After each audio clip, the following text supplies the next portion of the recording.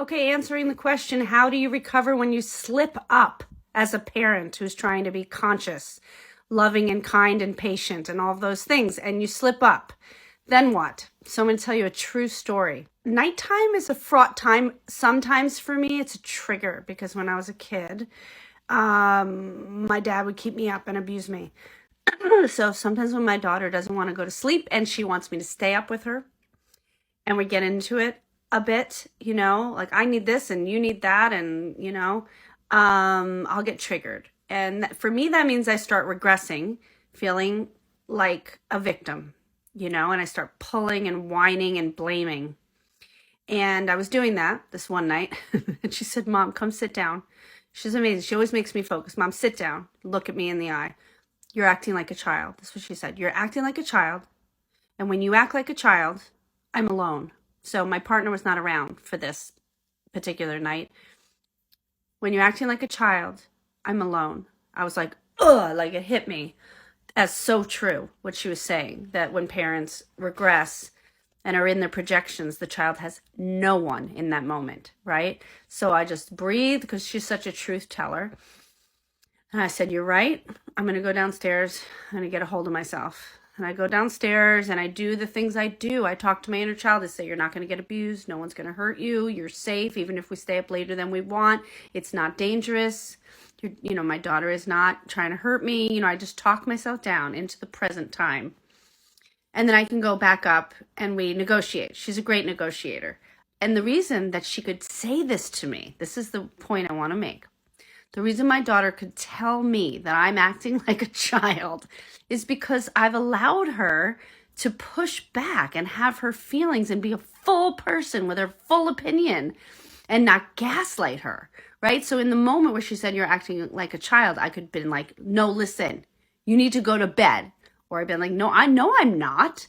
I could gaslight her, make her feel like she's crazy, or I could just reassert my power. But no, she is so astute emotionally because I've allowed her to have her emotions and treat her like a full person. So now we can engage on that level. Now she's like my teacher.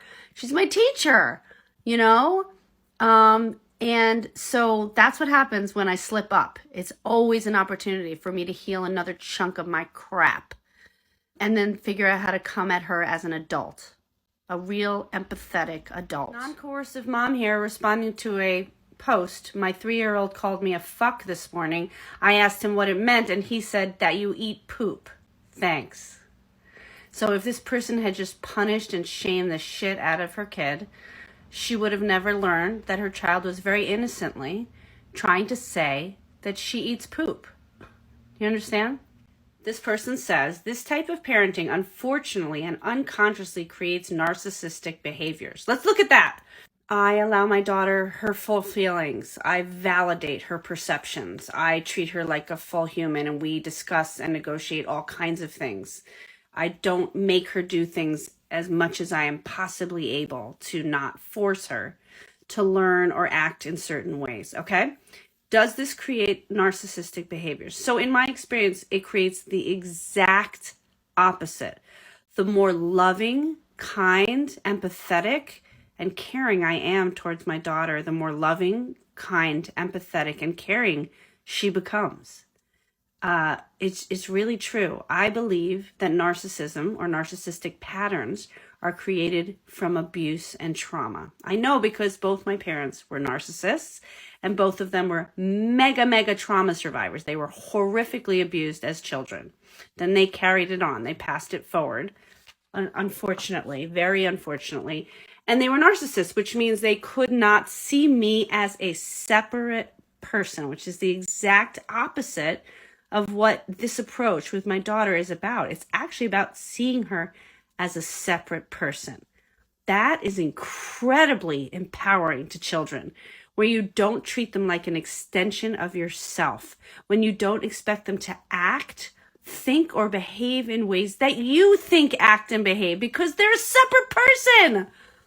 And the work that parents need to do on themselves is the projections from their own past that they're putting forward onto their child and needing the child to act certain ways. So that's the parents' work, is to separate the past and the present. That's really hard. I'm saying that like, just do that. No, it's really, really hard to do.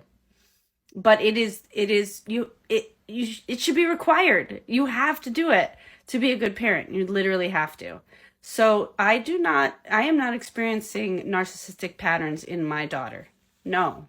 In fact, she's getting more and more and more loving as she works through her trauma. She had trauma from our divorce. I got divorced when she was 2.5, and she had a lot of trauma to work out. And so she had a lot of big feelings. And if I had not allowed her to have those big feelings, she probably would not be the person that she is now, which is a caring and kind and awake human.